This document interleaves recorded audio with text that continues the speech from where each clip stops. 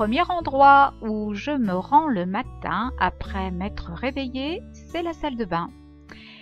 Je vais utiliser ce matin le gel douche de chez Rituals qui se transforme en une mousse onctueuse et nourrissante. C'est un gel qui a des senteurs de fleurs de cerisier et de lait de riz. Perso, vraiment j'adore. J'appliquerai ensuite le lait fraîcheur de chez Nuxe qui apaise, répare et qui prolonge aussi le bronzage. C'est un vrai régal pour votre peau.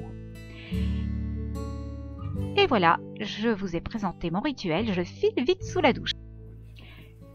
Comme vous le voyez à l'image, j'utilise très peu de produits. Je fais ensuite mousser un petit peu le produit donc entre mes deux mains et je vais l'appliquer sur le corps en entier. C'est vraiment très agréable pour commencer la journée.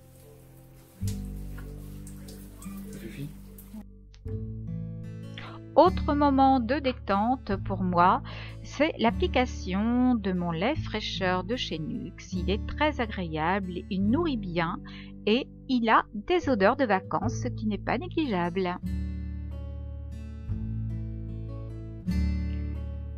Alors comme il fait beau chez moi aujourd'hui, eh bien je vais prendre mon petit déjeuner dehors sur la table de mon jardin.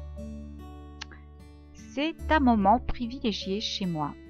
Comme vous le voyez, le plateau est bien garni. Je vais commencer par manger un œuf dur. Ce que je fais pratiquement tous les matins, cela m'apporte de la protéine car je suis végétarienne. Ensuite, eh bien, je me prends toujours un petit bout de fromage. Là, il s'agit d'emmental avec 3 petites tranchillettes de pain car elles ne sont pas très grandes. Mes tranches de pain, ça m'apporte du calcium et également des protéines. Et puis, eh bien, je vais ensuite boire un délicieux smoothie. En règle générale, j'utilise les fruits qu'il y a dans ma corbeille à fruits. Donc aujourd'hui, j'avais des bananes, des kiwis, des pommes et je crois de l'ananas. Excellent et beaucoup de vitamine A. Et pour terminer, je me prends un tout petit café car je ne suis pas fan de café et mon café est non sucré car je n'aime pas le sucre dans le café. Voilà, vous avez un ensemble de mon petit déjeuner du matin. Et comme je vais me mettre à table, eh bien écoutez, je vais me souhaiter un très bon appétit. On passe directement à mon make-up du jour, car je n'ai pas de bonne luminosité pour vous réaliser ma routine soin. On verra ça plus tard, c'est une promesse.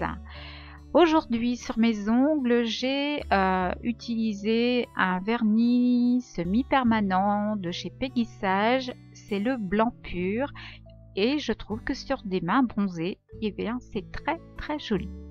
Voilà, je vous le présente à l'écran. C'est un très bon produit. Alors voici tous les produits que j'ai utilisés ce matin pour me maquiller. J'ai d'abord eh bien, utilisé ma pince à épiler car pendant la nuit j'ai toujours 2 ou 3 poils qui poussent et cela me gêne terriblement. Ensuite je passe au fond de teint, c'est le Vita Lumière de chez Chanel avec un SPF 15. Je le possède en teinte 30 beige. La texture est fine et légère, le teint est unifié, frais et éclatant. Franchement, c'est un très bon produit. Je l'applique avec un pinceau de chez MAC. Je crois qu'il s'agit du 196, j'en suis même sûre. Je varie, parfois j'utilise aussi le pinceau de chez Sephora, le numéro 47.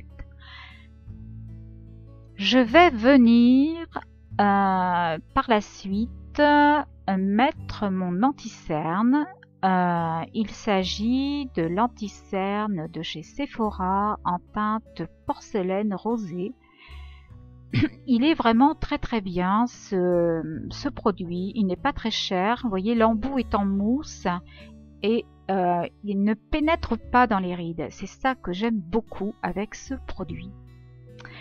Je vais ensuite venir le fixer avec la poudre de chez Sephora, la Beauty Amplifier. C'est une poudre lissante éclat. Et je viens donc fixer mon anti-cerne avec. Et pour cela, j'utilise un pinceau que j'ai acheté à Fuerteventura, je crois. Si j'avais su d'ailleurs, j'aurais acheté toute la gamme de pinceaux car ils sont vraiment très bien. J'utilise ensuite la poudre Make Up Forever HD de chez Make Up Forever. Une poudre fine mais qui matifie très bien et pardon, excusez-moi, j'utilise pour cela le pinceau poudre de chez Real Techniques. Ici, vous le voyez à l'écran, c'est la fameuse base à paupières de chez Kiko. Je vous en parle tout le temps, mais c'est vrai qu'elle est extra, cette base à paupières. Et là, je vais vous présenter une très belle palette. Franchement, c'est une très belle réussite. C'est la Moderne Renaissance de chez Anastasia Beverly Hills. Elle possède deux très belles couleurs. Elle possède également un miroir. Je sais que beaucoup d'entre vous aiment les miroirs à l'intérieur des palettes. Moi, je n'en suis pas fan car de toute façon, je me maquille toujours à l'aide d'un miroir grossissant. Elle possède aussi un très joli pinceau. Dommage d'ailleurs que dans la palette, il n'y en ait pas plus. Alors, il y a un côté fluffy et un côté justement pour appliquer la couleur que vous avez choisie parmi toutes les couleurs présentées dans la palette. C'est une palette qui est constituée de fards neutres et de fards un peu plus colorés. Je trouve que c'est une palette à part.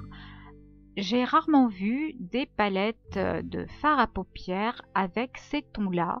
Et je dois avouer que je pense d'ailleurs que cette palette est faite pour toutes les couleurs d'iris. Moi, je l'adore. En plus, elle possède beaucoup de fards mat. Et les fards mat, quand on a plus de 50 ans, c'est quand même un atout. Hein. Il vaut mieux éviter les fards irisés sur toute la paupière car c'est une catastrophe. Donc voilà, je vous laisse admirer les fards. Je ne peux pas vous les swatcher à cause de la luminosité, mais bon. Quant au packaging, vous voyez, c'est un vieux rose poudré. Par contre, au niveau du packaging, il ressemble un petit peu à la Naked numéro 1. Bref.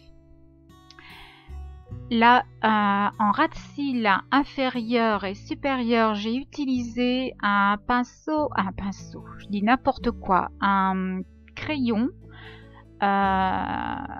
pour le ras de cils supérieur et inférieur. C'est un vert mat, ni irisé ni satiné, vraiment il est extra. Je l'ai eu à moitié prix pendant les soldes et il fait très bien son travail. Donc je le rebouche et voilà, je vais vous montrer un autre instrument que vous devez utiliser. Quand vous avez appliqué vos fards à paupières, il faut absolument flouter votre maquillage. Plus vous allez flouter, plus votre maquillage sera réussi. Alors ici, il s'agit d'un pinceau flouteur de chez Kiko, mais j'en ai aussi un de chez MAC et un autre de chez Bourjois. Je passe ensuite à la base de chez Lancôme que je vous ai présentée l'autre jour dans mes produits terminés. C'est une base extra. Elle allonge vos cils, elle les sépare et elle les gaine. Donc ça, c'est un produit que je vous recommande. Vraiment, j'en suis moi personnellement très satisfaite. Il faut d'ailleurs que je le rachète très prochainement. Ensuite, eh bien, le volume Million Lashes de chez L'Oréal.